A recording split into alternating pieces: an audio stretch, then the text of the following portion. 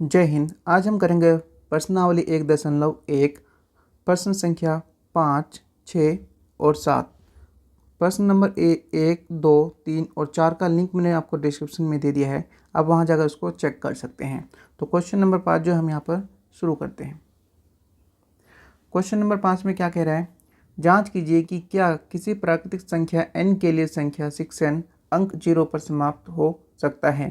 तो इसमें सबसे पहले हम लिख लेंगे हल में लिखेंगे यदि 6n के अभाज्य गुणनखंड में 2 और 5 आता है तो यह शून्य पर समाप्त हो सकता है।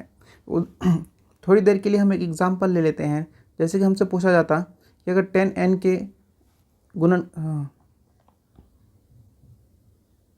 क्या 10n 0 पर समाप्त हो सकता है, शून्य पर समाप्त हो सकता है। तो सबसे पहले हमें क्या करना है, 10n का फैक्टर्स निकालना है। 10n का हम जो यहाँ पर अभाज्य गुणनखंड निकालेंगे तो 2 से इसको भाग देंगे, 2 पंजे हो जाएगा 10, फिर इसको 5 से भाग देंगे तो 5 एक हो जाएगा 5। यानी 10 का जो अभाज्य गुणनखंड होगा यहाँ पर होगा 2 और 5। ठीक है, कंडीशन में क्या था, 2 और 5 हो तो यह शून्य पर समाप्त हो सकता है। तो यहाँ पर 10 जो है, यहाँ पर 10n जो है शून्य पर समाप्त हो सकता है क्योंकि इसका अभाज्य गुणनखंड 2 और 5 है।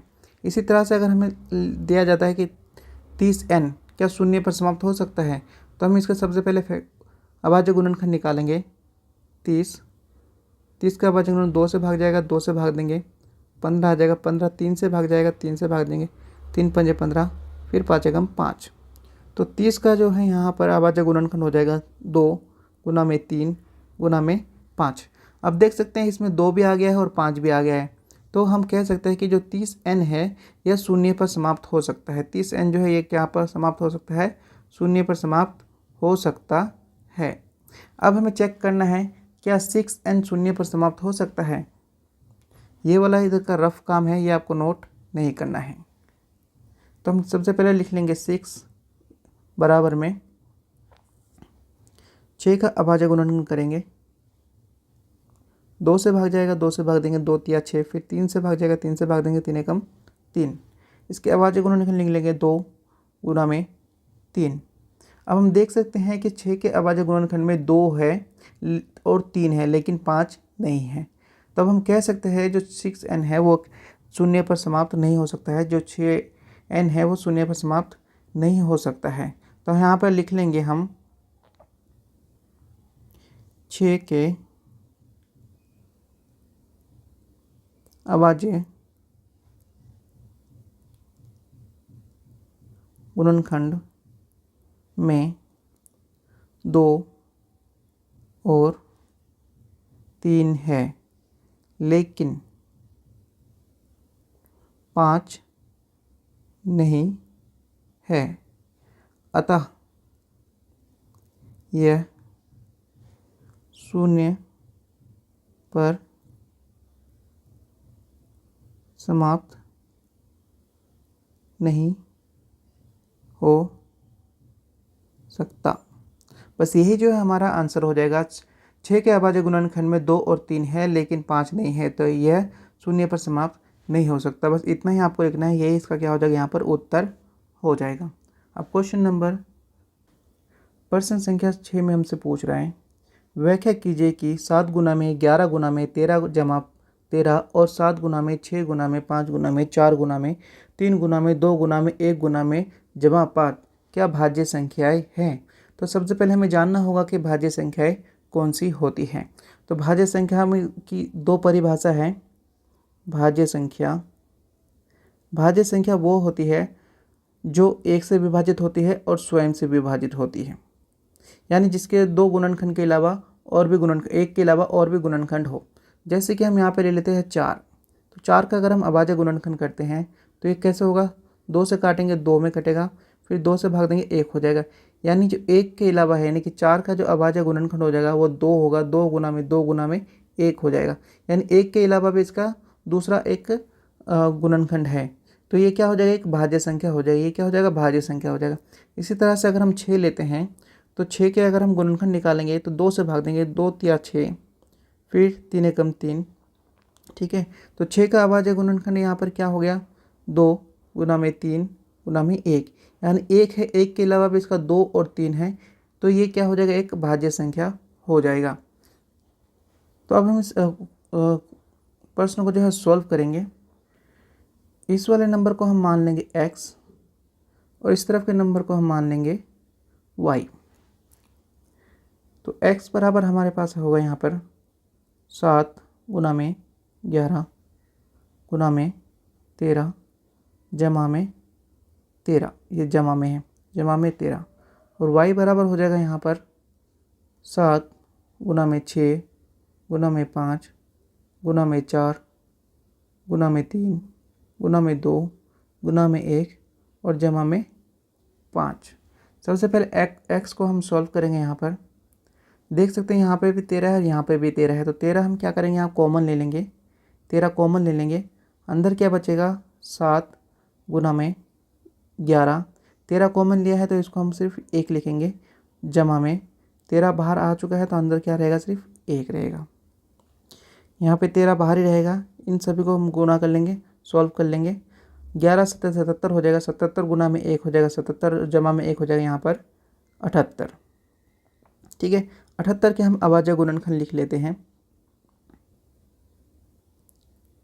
78 का अभाज्य गुणनखंड करेंगे, 2 पे कटेगा, 2 से काटेंगे, 2 तिया 6, 2 नीम 18, 3 से कटेगा, 3 पे लिखेंगे, 3 एकम 3, 3 तिया 9, फिर 13 से कट जाएगा, 13 एकम 13, यानी कि जो है यहाँ पर 78 का अभाज्य गुणनखंड होगा 2 गुना में 3 गुना में 13।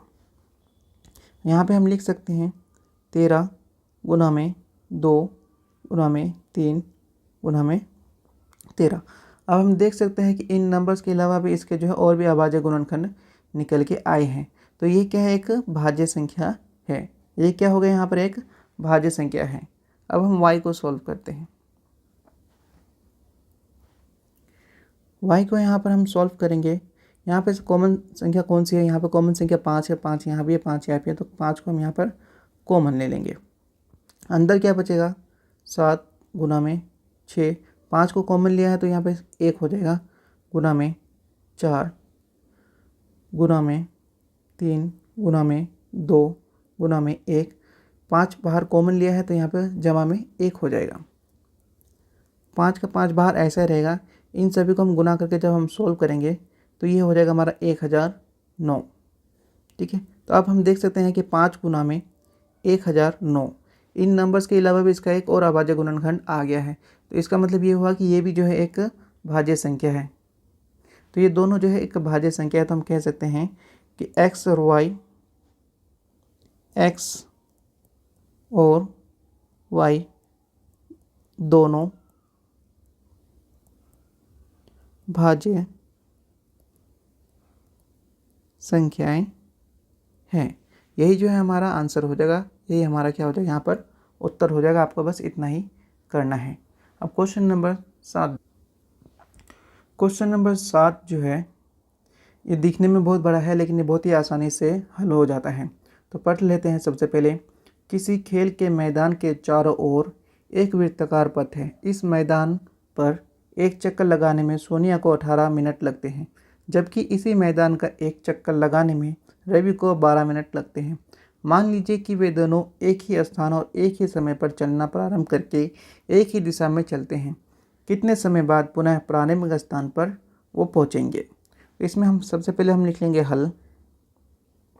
हल में लिख लेंगे, यह ज्ञात करने के लिए, यह ज्ञात करने के लिए हमें 18 और 12 का एलसीएम निकालना होगा।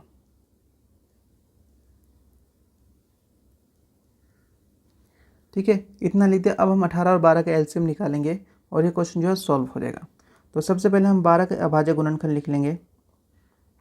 12 का अभाज्य गुणनखंड होगा 2 से इसको भाग देंगे, 2 छक 12, फिर 2 से भाग देंगे, 2 तिया 6, फिर 3 से भाग देंगे, 3 एकम 3। अब हम 18 का गुणनखंड निकाल लेंगे। 2 से भाग देंगे 9 आएगा, फिर 3 से भाग देंगे, 3 तिया 9, फिर 3 से भाग देंगे, 3 एकम 3। दोनों के अभाज्य गुणनखंड लिख लेंगे।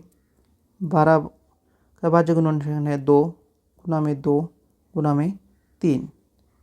18 का गुणनखंड है यहाँ पर 2 गुना में 3 गुना में 3। हमें यहाँ पर एलसीएम निकालना है 12 और 18 का। तो यहाँ पे जो कॉमन संख्या है उनको एक बार लिखेंगे और जो शेष बचेगा उसको बाद में गुना में लिख देंगे। तो यहाँ पे ऊपर 2 है, नीचे भी 2 है, तो एक बार 2 लिख लेंगे गुना में। यहाँ ऊपर 2 है और नीचे 2 नहीं है, इसको अभी छोड़ देंगे। फिर ऊपर 3 है, नीचे 3 है, तो इसको भी एक बार हम लिख लेंगे। उसके बाद क्या बचा है, ऊपर 2 बचा है तो उसको 2 को लिख लेंगे। उसके बाद नीचे 3 बचा है तो इसको हम एक बार लिख लेंगे 3। इनको हम गुना कर लेंगे। 2 तिया 6, 6 दूनी 12, 12 तिया 36। ये एलसीएम कितना आ गया 36। अब 36 मिनट बाद ही जो है वो 36 मिनट बाद जो है वो एक प्रारंभिक बिंदु पर मिलेंगे। तो हम नीचे एक लाइन लिख देंगे, सोनिया और रवि 36 मिनट बाद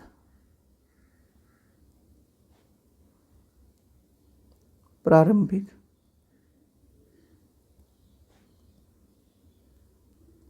बिंदु पर मिलेंगे। बस यही हमारा यहाँ पर आंसर हो जाएगा और आगे कुछ नहीं करना है। तो ये हमारा एक्सरसाइज 1.1 1.1 कंप्लीट हुआ। एक्सरसाइज 1.2 के लिए आप नेक्स्ट वीडियो देखिए।